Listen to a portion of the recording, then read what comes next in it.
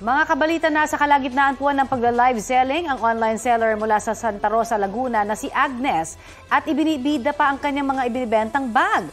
Maya-maya lamang napalingon siya sa kanyang gilid. Biglang may pumasok na palang lalaking nakasuot ng helmet. Ibarin mo yung mga nasi. Ibarin mo na. Ibarin mo na. Itinawag agad ng lalaki ang cellphone ni Agnes at doon na siya hinold up. May lookout pa raw na kasama ang lalaki. Natangay kina Agnes ang 7 alahas pati ang kanyang cellphone. Buti na lang nakuhanan sa CCTV ang pagtakas ng mga suspect kaya nakilala agad ang isa sa kanila.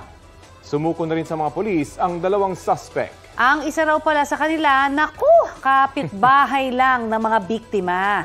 Inihahanda na raw ang kasong robbery laban sa 2. Wala pa silang pahayag. Nakakalungkot yan kasi isang kamag-anak daw ni Agnes, dun sa live selling nag-comment na may 3 million pesos sa kwarto. Nako. Kaya siguro yun daw ang naging meet siya ng pang-hold up. So Nung kapitbahay pa yung naman. Yung mga ganyang impormasyon dapat talagang hindi nilalabas sa social media. Mga kabalita, huli sa akto ang isang akyat-bahay raw sa Quezon City. Balita ko, naging pahirapan ang pag-aresto sa kanya dahil pumapalag pa Balitang hatid ni James Agustin. Nasa bubong pa ng isang bahay ang lalaking ito nang abutan kahapon ng mga rumesponding pulis, taga-barangay at BFP sa barangay San Bartolome Novaliches, Quezon City.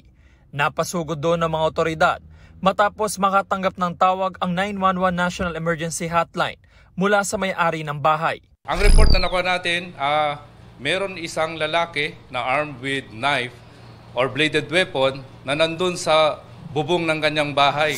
At nagising siya nung marinig niya na may parang bumabaklas sa kanyang bubungan. So nung paglabas niya, nakita niya may isang tao doon na may bladed weapon.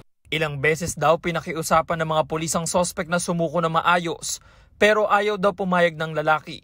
Pagdating pa lang natin doon sa area, napaka-unruly na siya, nagsisigaw, naghahamon ng patayan. So kinausap natin na kung pwede sumuko siya maayos. Kaya lang bigla siyang nilusob yung kapulisan natin. At dito nga nasaksak si Patrolman Moralios. At agad gusto niya rin saksakin ulit yung isang pulis natin, buti mabilis at nabaril itong suspect. Sugatan si Patrolman Mark Jason Moralios matapos masaksak ng gunting sa braso. Ang suspect isinugod sa ospital matapos namang tamaan ng bala sa kaliwang balikat. Inaalam pa ng mga pulis ang kanyang pagkakakilanlan. Nabawi sa kanya ang gunting na ipinansaksak sa pulis. Ito rin daw ang ginamit ng suspect para matungkab ang bahagi ng bubong ng bahay na kanya umunong pagnanakawan. Sinusubukan pa namin makuha ang panig ng suspect na nakakonfine sa ospital. Maharap siya sa mga reklamong attempted robbery, alarming scandal at direct assault.